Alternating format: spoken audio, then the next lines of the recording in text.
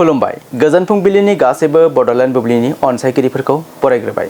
दिनै 14 जुलाइ मंगलबारनि फान्जामुथिखौ फरायथिनो लादों आं रबिन बसुमतारिया। फान्जामुथिनि गिबियाव दं मेष राशि। नोंथाङा गिदिर खैफोदनिफ्राय बारग'नो हागौ। खाफाला नोंथांखौ आबुङै मदद होगोन। वृष राशि। देहायाव हरखाबै जेंना नुजाथिनो हागौ। सावस्रिखौ सांग्राङै लानांगोन। मिथुन राशि।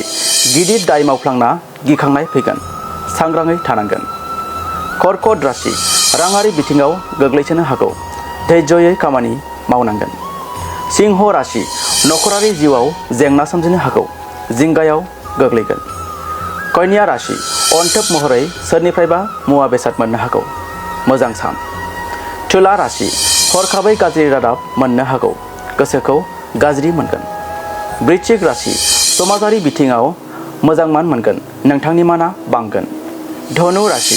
फालांगियारि बिथिङाव मोजां सान। रांखावरि बिथिङाव मुलाम्फा जागोन।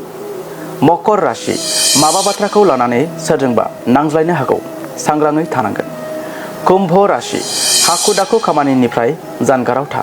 मुवा बेसाद खहा जानो हागौ। आरो मीन राशि। नखरारि जिउआव दावगानाय फैगोन। सानखौ रंजा बाजा बारहोहरनो हागोन। दिनै सानसेनि राशि फरायथिनायाबो एसेनोसै। आसा खालामो नोंथांनि दिनैनि साना मोजाङै मोजां थांगोन। बेखौ बड'लेण्ड बुब्लि नखरनिफ्राय मिजिंथिबाय। गोजोन्थों।